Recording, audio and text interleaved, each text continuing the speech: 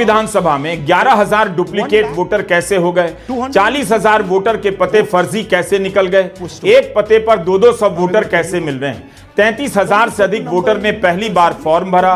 कौन है जिसकी उम्र 95 साल है, 98 साल है? शकुन रानी कौन है? कौन है यह मतदाताओं की महारानी जो इस उम्र में पहली बार वोट कर रही हैं? इन्हीं सबको सामने लाया जाना चाहिए। चुनाव आयोग को यह काम करना चाहिए। अब मैं आपको बताता हूं शकुन रानी की कहानी। फर्स्ट टाइम वोटर बनी है, 70 साल की आयु है।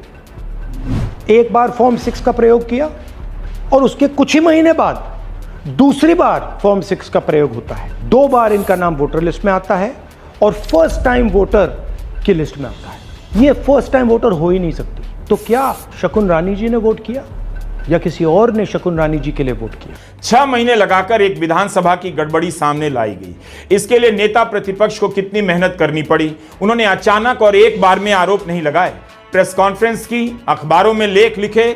जब जून के महीने में हिंदी, अंग्रेजी, मराठी के अखबारों में वोट चोरी को लेकर लिखा, तब याद नहीं आया कि शपथ पत्र पर राहुल गांधी से मांग लें या राहुल देश से माफी मांगे। उन्होंने जो सवाल उठाए उसका जवाब क्यों नहीं दिया जा रहा है? आदित्य श्रीवास्तव क्या अलग अलग राज्यों में वोट करते रहे हैं या उनके नाम पर कोई और वोट कर रहा है? इसकी जांच तो आयोग करेगा।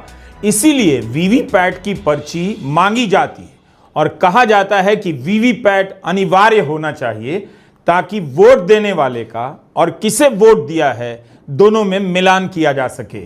राहुल गांधी की प्रेस कॉन्फ्रेंस के बाद उत्तर प्रदेश के मुख्य निर्वाचन अधिकारी की तरफ से एक प्रेस नोट जारी किया गया।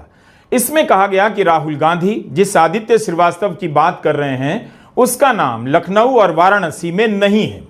उनके इस दावे को काउंटर करते हुए फैक्ट चेकर मोहम्मद जुबैर ने आदित्य के एपिक नंबर से सर्च किया और बता दिया कि इस वोटर आईडी कार्ड का व्यक्ति मुंबई के जोगेश्वरी पूर्व का वोटर है, कर्नाटका के महादेवपुरा के 2 अलग अलग बूथों में वोटर है और लखनऊ में भी है। मोहम्मद जुबैर के साथ कई लोगों ने इंटरनेट पर आदित्य श्रीवास्तव, गुरकीरत सिंह और विशाल सिंह की जानकारी निकालकर साझा करना शुरू किया। आयोग की वेबसाइट पर इन चारों से जुड़े जो आंकड़े दर्ज हैं वे राहुल गांधी के दावों से मेल खाते हैं। राहुल गांधी को केवल चुनाव आयोग से नहीं, उस गोदी मीडिया से भी लड़ना होगा जिसने उनकी प्रेस कॉन्फ्रेंस को लगातार और विस्तार से नहीं दिखाया। उन अखबारों से भी लड़ना होगा जिसके पहले पन्ने पर उनकी खबर नहीं छपी, जबकि 7 अगस्त के दिन इससे बड़ी घटना देश में नहीं हुई। आप अपने ही समय में, इसी समय में देख सकते हैं कि अखबार कैसे खबरें छिपा रहे हैं। अगर आयोग गलत नहीं है, बीजेपी चोरी से चुनाव नहीं जीत रही है, तो अखबार खबरों को क्यों छिपा रहे हैं?